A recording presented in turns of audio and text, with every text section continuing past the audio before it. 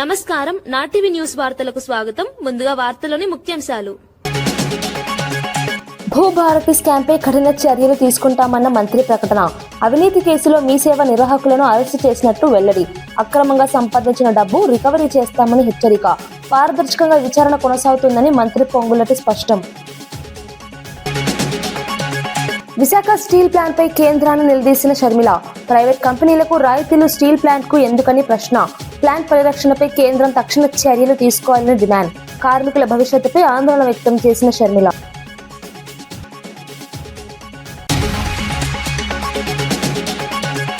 జీవన్ రెడ్డి రాజీనామాపై చర్చలు కొనసాగుతున్నాయన్న మహేష్ గౌడ్. పార్టీ వదిలి వెళ్లొద్దని జీవన్ రెడ్డిని కోరిన పీసీసీ అధ్యక్షుడు. చర్చల తర్వాత కూడా పరిస్థితి మారలేదని నేతల వ్యాఖ్యలు. కాంగ్రెస్ లో ఉద్రిక్తత పెంచిన జీవన్ రెడ్డి వ్యవహారం. కారుణ్య నియామకాలతో కుటుంబాలకు భరోసా కల్పించిన సీతక్క. మృతి చెందిన ఉద్యోగుల కుటుంబాలకు నియామక పత్రాల అందజేత. పెండింగ్ దరఖాస్తులను పరిశీలించి ఉద్యోగాలు కల్పించిన ప్రభుత్వం. బాధిత కుటుంబాలకు ఆర్థిక భరోసా కల్పించడమే లక్ష్యమని వ్యాఖ్య. జీవన్ రెడ్డి రాజీనామా అంశంపై టీపీసీసీ అధ్యక్షుడు మహేష్ కుమార్ గౌడ్ కీలకంగా స్పందించారు. జీవన్ రెడ్డిని కలిసి పార్టీ వదిలి వెళ్లొద్దని విజ్ఞప్తి చేసినట్టు తెలిపారు. 2023 ఎన్నికల తర్వాత జరిగిన పరిణామాలతో ఇబ్బందులు ఎదురయ్యాయని జీవన్ రెడ్డి వెల్లడించినట్లు చెప్పారు. కార్యకర్తల సూచనల మేరకే ఈ నిర్ణయం తీసుకున్నానని ఆయన పేర్కొన్నట్లు తెలిపారు. రాజీనామా చేయకుండా ఉండాలని ఆశతో వెళ్లినా పరిస్థితి మారలేదని చెప్పారు. సమావేశం అనంతరం జీవన్ రెడ్డి బయటకు వచ్చి రేపటి సమావేశం యథావిధిగా జరుగుతుందని ప్రకటించారు. ఈ పరిణామం కాంగ్రెస్ లో ఉద్రిక్తతను పెంచింది. నేతల మధ్య చర్చలు కొనసాగుతున్నాయి. పరిస్థితి ఎలా మారుతుందో ఆసక్తి నెలకొంది. రాజకీయంగా కీలక పరిణామంగా మారింది. కొన్నిసార్లు కొన్ని నిర్ణయాలు రాజకీయంగా తీసుకున్నప్పుడు కొన్ని ఇబ్బందులు వస్తూ ఉంటాయి.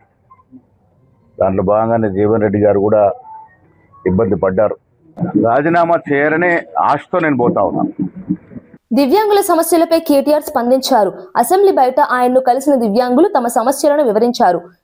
ఎన్నికల ముందు ఇచ్చిన 6,000 రూపాయల పెన్షన్ హామీని ప్రభుత్వం నెరవేర్చలేదని ఆయన విమర్శించారు. ప్రస్తుత పెన్షన్లు కూడా సకాలంలో అందడం లేదని అన్నారు. దివ్యాంగుల సంక్షేమాన్ని ప్రభుత్వం నిర్లక్ష్యం చేస్తుందని ధ్వజమెత్తారు. రేపు ఇందిరా పార్క్ వద్ద చేపట్టే నిరసన దీక్షకు బీఆర్ఎస్ పూర్తి మద్దతు ప్రకటించారు. దివ్యాంగుల హక్కుల కోసం పోరాటం కొనసాగుతుందని తెలిపారు. ప్రభుత్వం వెంటనే స్పందించాలని డిమాండ్ చేశారు. ఈ అంశం రాజకీయంగా ప్రాధాన్యత సంతరించుకుంది.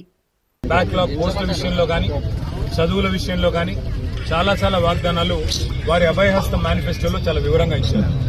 అవన్నీ కూడా ఇవాళ మా సోదరుల దగ్గర చాలా వివరంగా వారి ఫోన్లలో వారి మనసుల్లో ముద్రించుకొని పోయి ఇవాళ నిజానికి శారీరకంగా తెల్లారి లేస్తే అవస్థలు పడే దివ్యాంగులు వారు కోరుతున్నది ప్రత్యేకంగా కొత్తగా ఏమీ లేదు. కాంగ్రెస్ ఇచ్చిన హామీలు నిలబెట్టుకోవాలని, కాంగ్రెస్ పార్టీగా ఇచ్చిన హామీలు వెంటనే అమలు చేయాలని వారి వాళ్ళ అసెంబ్లీలోకి నిజానికి రావాలని ప్రయత్నం చేశారు. నేను అడిగాను, అసెంబ్లీలో లోపలికి రానియండి, మా లెజిస్లేచర్ పార్టీ ఆఫీసులో కలుద్దాము, వారు బయట రోడ్ల మీద కలవడం కరెక్ట్ కాదు అని. కానీ వీళ్ళందరూ వస్తే మాకేదో ఇబ్బంది అవుతుంది, వాళ్ళు వద్దు అని చెప్పి పాసులు కూడా ఇవ్వకుండా సతాయిస్తే ఇక్కడ నడి రోడ్డు మీద వారందరినీ ఇక్కడ కలవాల్సిన దుస్థితి ఈ రాష్ట్రంలో ఈరోజు. దివ్యాంగుల గురించి ఆనాడు కల్లబొల్లి కబుర్లు చెప్పి ఓట్లు పొంది ఇవాళ గద్దెనెక్కిన కాంగ్రెస్ పార్టీని మేము ఈ బడ్జెట్ సెషన్ లో శాసనసభలో కూడా నిలదీస్తాము, అడుగుతాం. 6,000 పెన్షన్ ఎందుకు ఇంకా ఇవ్వట్లేదు? పక్క రాష్ట్రంలో 6,000 పెన్షన్ ఇస్తున్నారు. మరి మీరు గద్దెనెక్కిన 3వ బడ్జెట్ ఇది, అంటే 60% సమయం అయిపోయిన తర్వాత కూడా ఎందుకు ఇంకా డబ్బులు కేటాయించట్లేదు? నిలదీస్తాము. దాంతో పాటు దివ్యాంగుల గతంలో మేము డబుల్ బెడ్రూమ్ ఇల్లు ఇచ్చి ఆదుకునే ప్రయత్నం చేశాము. ప్రతి దానిలో కోటా పెట్టి వారిని ఆదుకునే ప్రయత్నం చేశాము. భవిష్యత్తులో ఇంకా ఎక్కువ చేస్తాము.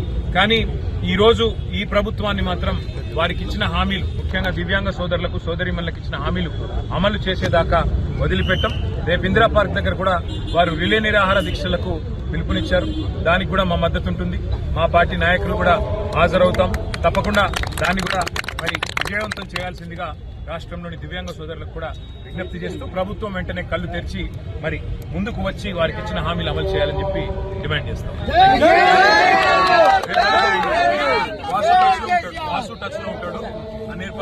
విశాఖ స్టీల్ ప్లాంట్ అంశంపై ఏపీ కాంగ్రెస్ అధ్యక్షురాలు వైఎస్ షర్మిల తీవ్రంగా స్పందించారు. ప్రైవేట్ కంపెనీలకు ఇచ్చే రాయితీలు స్టీల్ ప్లాంట్ కు ఎందుకు ఇవ్వడం లేదని ప్రశ్నించారు. మిత్తల్ కంపెనీపై చూపుతున్న ప్రేమలో కొంతైనా రాష్ట్రానికి కీలకమైన స్టీల్ ప్లాంట్ పై చూపాలని డిమాండ్ చేశారు. సొంత గనులు కేటాయించకుండా సైల్లో విలీనం చేయకుండా కేంద్రం, రాష్ట్ర ప్రభుత్వాలు అన్యాయం చేస్తున్నాయని ఆరోపించారు. ప్లాంట్లు కాపాడేందుకు తక్షణ చర్యలు తీసుకోవాలని కోరారు. కార్మికుల భవిష్యత్తు దృష్ట్యా ప్రభుత్వం స్పందించాలని సూచించారు. ఈ అంశం రాజకీయంగా చర్చనీయాంశమైంది. స్టీల్ ప్లాంట్ పరిరక్షణపై ఉద్యమాలు మళ్లీ ఊపందుకునే అవకాశం ఉంది.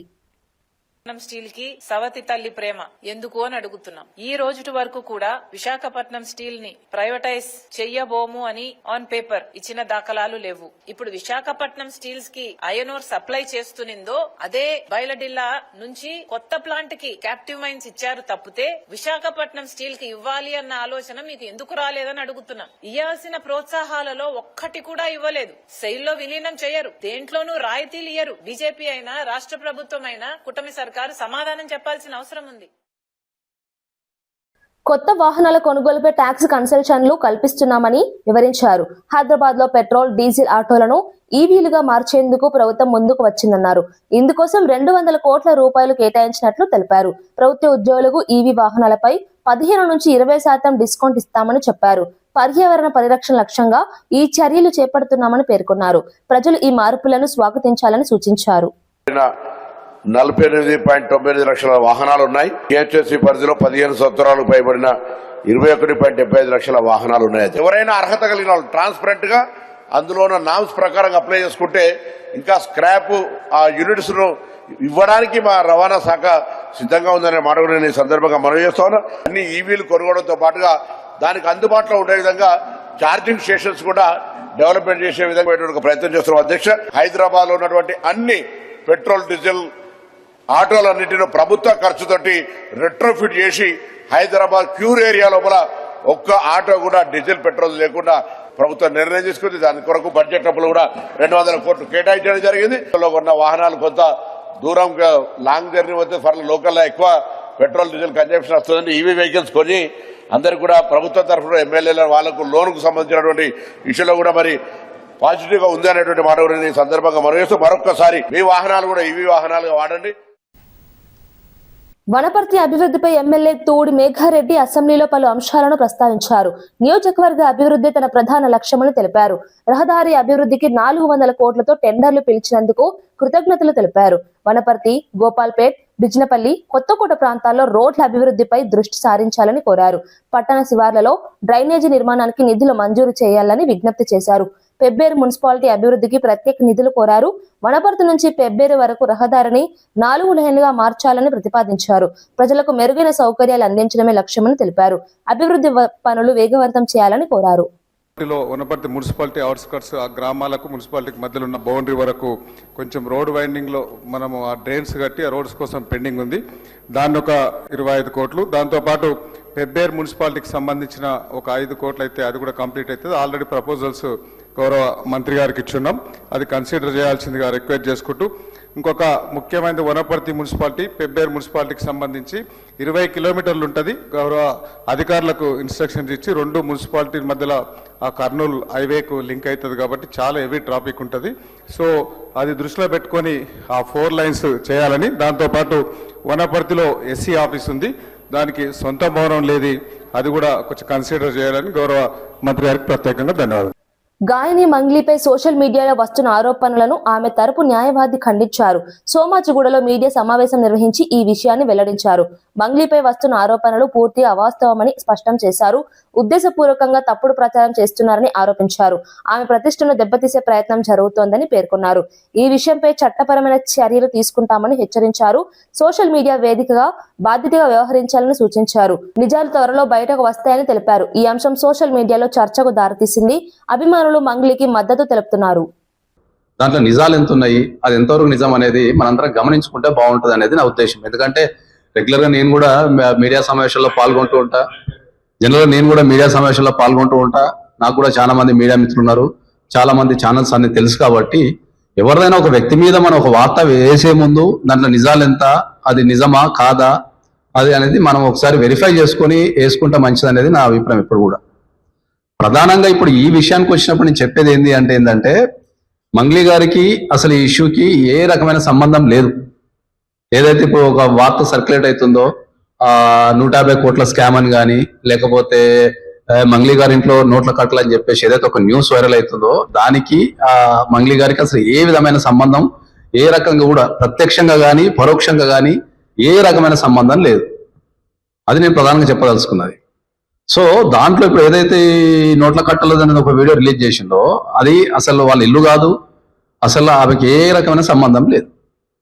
ఒక ఎదుగుతున్న ఆడపిల్ల, మనకు అందరికి తెలిసిన అమ్మాయి, పాటలలో మంచి పేరు పొందిన అమ్మాయి మీద ఫాల్స్ న్యూస్ స్ప్రెడ్ చేయటము, ఆమెను డిఫమేషన్ చేయటము, మానసికంగా కుంగదీయటము, ఇటువంటివన్నీ మనం టార్గెట్ పెట్టుకొని చేస్తున్నదే తప్ప ఖచ్చితంగా ఏ రకమైన సంబంధం ఆమెకు లేదనేది మాత్రం ఖచ్చితంగా నేను చెప్పదలుచుకున్నా ఆమె తరపున.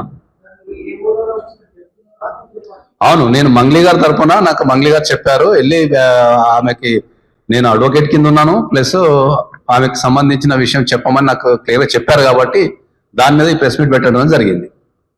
ఓకే, ఇప్పుడు ఏదన్నా ఎక్కడన్నా సరే యాదాద్రి భువనగిరి జిల్లాలో భూభారతి స్కామ్ జరిగినట్లు మంత్రి పొంగులేటి శ్రీనివాస్ రెడ్డి తెలిపారు. అసెంబ్లీలో ఈ విషయాన్ని స్పష్టం చేస్తూ ఇప్పటికీ కమిటీ ఏర్పాటు చేసినట్లు చెప్పారు. ఈ అవినీతి వ్యవహారంలో పాల్గొన్న మీ సేవ నిర్వాహకులను అరెస్టు చేసినట్లు వెల్లడించారు. అధికారులు ఎవరైనా తప్పు చేసినా వదిలిపెట్టమని హెచ్చరించారు. అవినీతి ద్వారా సంపాదించిన డబ్బులు తిరిగి రికవరీ చేస్తున్నామని తెలిపారు. పారదర్శకంగా విచారణ కొనసాగుతుందని చెప్పారు. ప్రజలకు న్యాయం చేయడమే ప్రభుత్వ లక్ష్యమని పేర్కొన్నారు. ఈ వ్యవహారం రాష్ట్రంలో చర్చనీయాంశమైంది. మరిన్ని అరెస్టులు జరిగే అవకాశం ఉందని సంకేతాలిచ్చారు. లేదు అధ్యక్ష, ఎవరైతే తప్పు చేశారో ఆ తప్పు చేసిన వారు మీ సేవ వారా అధికారులు అన్నది ఇప్పటికే ఒక ఉన్నత స్థాయి కమిటీ చేశాం. ఆల్రెడీ ఫస్ట్ ప్రైమరీ రిపోర్ట్ వచ్చింది, ఫైనల్ రిపోర్ట్ కూడా షార్ట్లీ రాబోతుంది అధ్యక్ష. తప్పు ఎవరైతే చేశారో ఆల్రెడీ దానికి సంబంధించి మీ సేవకు సంబంధించిన వాళ్ళని ఇప్పటికే 4 5 అరెస్ట్ చేయడం జరిగింది. అధికారులు తప్పు చేసింది రుజువు కావడంతోనే అధికారులు ఎంత పెద్దవారైనా, అది సిసిఎల్ఐలో ఉన్నా ఎంఆర్ఓ ఆఫీసులున్నా ప్రభుత్వం అటువంటి వారిని ఉపేక్షించదు. ప్రజలకి కానీ రైతులకి కానీ అదనంగా ₹1 కూడా వారి దగ్గర నుంచి వసూలు చేయకుండా ప్రభుత్వ సొమ్ము ఎవరైతే కొల్లగొట్టారో వారి దగ్గర నుంచే రికవరీ చేయటం జరుగుద్దని తమరి ద్వారా గౌరవ సభ్యులకు తెలియజేస్తున్నాను అధ్యక్ష. ఓకే. మంత్రి సీతక్క కారుణ్య నియామకాల ద్వారా అనేక కుటుంబాలకు భరోసా కల్పించారు. విధి నిర్వహణలో మరణించిన ప్రభుత్వ ఉద్యోగుల కుటుంబాలకు నియామక పత్రాలు అందజేశారు. పెండింగ్ లో ఉన్న దరఖాస్తులను పరిశీలించి అర్హులైన వారికి త్వరితగతిన ఉద్యోగాలు కల్పించారు.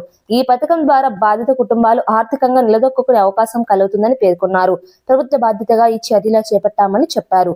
ఉద్యోగాలు పొందిన వారు సమాజానికి సేవ చేయాలని సూచించారు. ప్రజలకు అందుబాటులో ఉండే నాయకత్వం చూపుతున్నారని అభిప్రాయాలు వ్యక్తమవుతున్నాయి. ఈ చర్యతో అనేక కుటుంబాలకు ఉపశమనం కలిగింది. ప్రభుత్వం సంక్షేమానికి ప్రాధాన్యత ఇస్తోందని స్పష్టం చేశారు.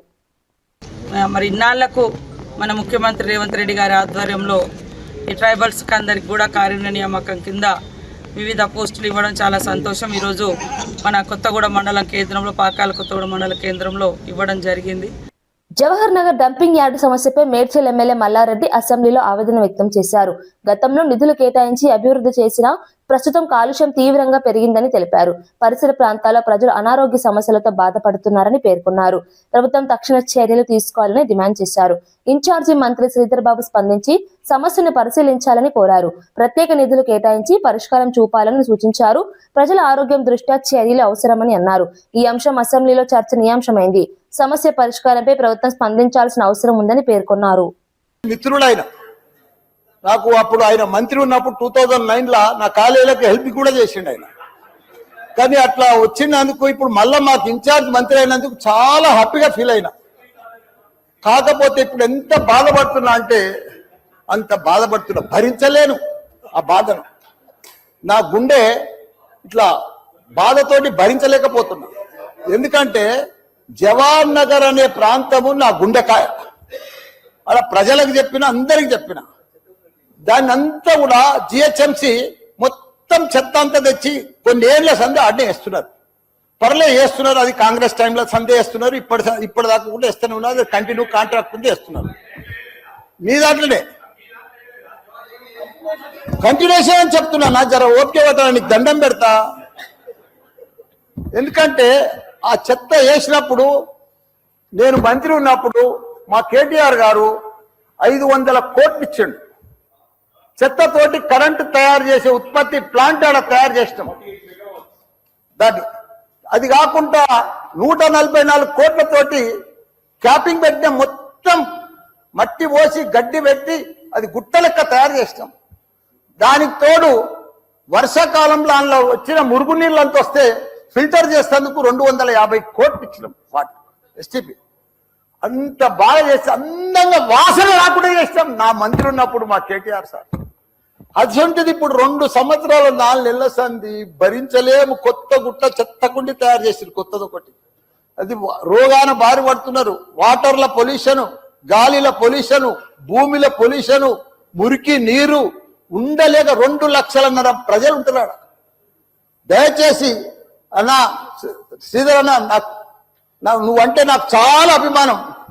నన్ను పగబట్టకన్నా, ఎందుకంటే నా నియోజకవర్గం బంగారం అసలు దేశంలోనే నంబర్ 1 అసలు మేడ్చల్ నియోజకవర్గం.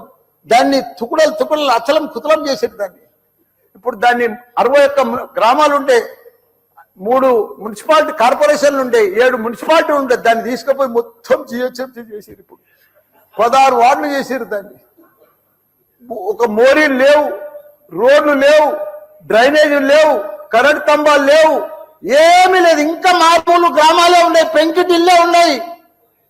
దాన్ని తీసుకుపోయి జిహెచ్ఎంసీలో కలిపారు. హైదరాబాద్ మస్తు డెవలప్ అయింది. కానీ ఆ జిహెచ్ఎంసీలో కలిపినప్పుడు దయచేసి స్పెషల్ కేటగిరీ కింద జిహెచ్ఎంసీ చెత్తంతా ఆడికే వస్తుంది. దాన్ని ఒకటి క్లీన్ చేసి మీకు దండం పెడతా. ఎందుకంటే అలా నేను ఉండలేకపోతున్నా. నేను ఎందుకు వస్తున్నా, ఎందుకు గెలిచినరా ఇక్కడి నుంచి అని భరించలేకపోతున్నా. నేను శ్రీధర్ అన్న నీకు దండం. సంగారెడ్డి జిల్లా పోతిరెడ్డిపల్లిలో టీబీ అవగాహన కార్యక్రమం నిర్వహించారు. ప్రపంచ క్షయవాది దినోత్సవం సందర్భంగా ఈ కార్యక్రమం చేపట్టారు. జిల్లా కలెక్టర్ ప్రావీణ్య జెండా ఆవిష్కరించి కార్యక్రమాన్ని ప్రారంభించారు. టీబీ ముక్త్ భారత్ కార్యక్రమాన్ని ప్రజలు ఉపయోగించుకోవాలని పిలుపునిచ్చారు. అవగాహన పెంచితేనే వ్యాధిని పూర్తిగా నిర్మూలించవచ్చని తెలిపారు. కార్యక్రమంలో వైద్య సిబ్బంది, ఆశా వర్కర్లు, విద్యార్థులు పాల్గొన్నారు. నివారణపై నినాదాలతో ప్రజల్లో చైతన్యం కల్పించారు. ఆరోగ్యంపై శ్రద్ధ అవసరమని సూచించారు. సమాజం మొత్తం కలిసి పనిచేస్తే టీబీ నిర్మూలన సాధ్యమని తెలిపారు. కార్యక్రమాన్ని మా హెల్త్ సెంటర్ దగ్గర ఏర్పాటు చేసి ఇక్కడ మా గ్రామంలోని ప్రజలలో కూడా అవేర్నెస్ తీసుకురావడానికి సంబంధించి మంచి విషయాలు ఇక్కడ డాక్టర్స్ గారు చెప్పడం జరిగింది. ఇవే విషయాలు మన స్థానికంగా ఉన్న హెల్త్ సెంటర్ లో పనిచేసే వాళ్ళ స్టాఫ్ అందరూ కూడా విలేజ్ లో డోర్ టు డోర్ మీరు క్యాంపెయిన్ చేస్తారు కాబట్టి వారందరికీ కూడా పర్సనల్ గా కలుసుకుంటూ ఎవరైనా సిమ్టమ్స్ ఎక్కువ ఉంటే మీరు వెంటనే మన దగ్గర స్కానర్ ఇక్కడ మన దగ్గర పెట్టారు కాబట్టి మిషన్ 5-6 రోజులు ఇక్కడనే ఉంటుందని చెప్పి మేడం గారు కూడా చెప్పడం జరిగింది. ఇక్కడ ఉన్న ఈ ఏర్పాట్లను వినియోగించి స్థానికంగా ఉన్న ఎవరైనా పేషెంట్స్ ఉంటే వారిని తీసుకొని వచ్చి వారికి అవేర్నెస్ కలిగించి గవర్నమెంట్ వాళ్ళకి ప్రొవైడ్ చేసే ఈ 6,000 కానీ వాళ్ళకు కిట్ కానీ ఏదైతే ఇస్తున్నారో వాళ్ళకి చెప్పి వాళ్ళ లోపల ధైర్యం నింపి ఇది ఇంకొకరికి సోకకుండా మనం జాగ్రత్త పడి మన వంతు సహాయంగా మనం పనిచేయాలని, అందులో భాగంగా నేను కూడా వార్డు కౌన్సిలర్ గా నేను కూడా ఈ విలేజ్ లో అవేర్నెస్ ప్రోగ్రామ్ ని ప్రతి ఒక్కరికి మాకు తెలిసిన మా యూత్ సభ్యుల ద్వారా విలేజ్ మొత్తం తిరిగి ఎవరైనా అలాంటి పేషెంట్స్ ఉన్నా కూడా మీ దృష్టికి తీసుకొచ్చి. మల్లాపూర్లో నూతన మొబైల్ లాంచ్ కార్యక్రమం ఘనంగా నిర్వహించారు. తిరుమల మొబైల్ షాప్ లో నిర్వహించిన ఈ కార్యక్రమానికి నటి ఇనియా సుల్తానా ముఖ్య అతిథిగా హాజరయ్యారు. నథింగ్ ఆర్ మొబైల్ ను అధికారికంగా లాంచ్ చేశారు. ఈ మొబైల్ ప్రత్యేకతలు ప్రపంచ స్థాయిలో ఉన్నాయని నిర్వాహకులు తెలిపారు. మెటాలిక్ డిజైన్, ఫాస్ట్ ఛార్జింగ్, అద్భుతమైన కెమెరా ఫీచర్లు ఉన్నాయని వివరించారు. వినియోగదారులకు కొత్త అనుభూతి అందిస్తుందని చెప్పారు. కార్యక్రమంలో స్థానికులు, అభిమానులు పెద్ద సంఖ్యలో పాల్గొన్నారు. టెక్నాలజీ రంగంలో ఇది కొత్త మైలురాయిగా భావిస్తున్నారు.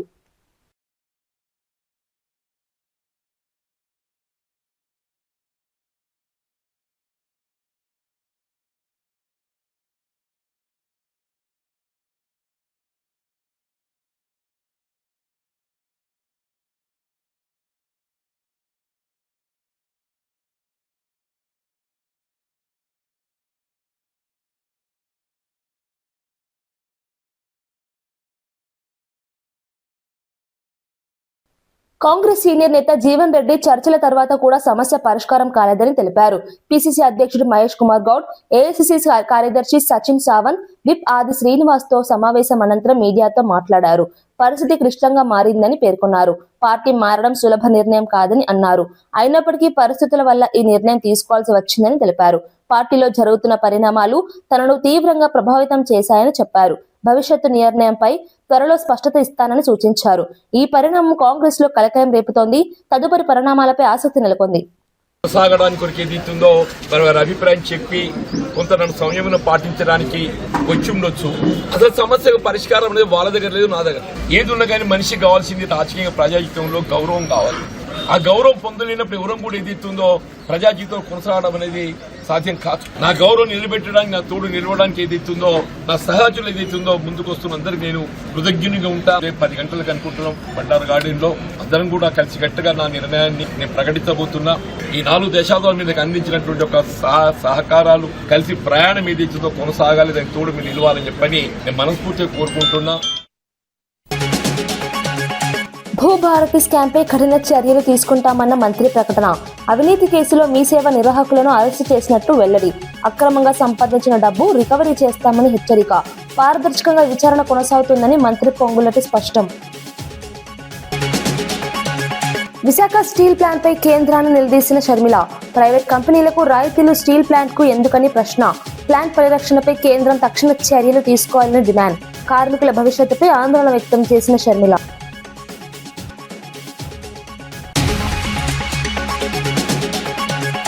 జీవన్ రెడ్డి రాజీనామాపై చర్చలు కొనసాగుతున్నాయన్న మహేష్ గౌడ్.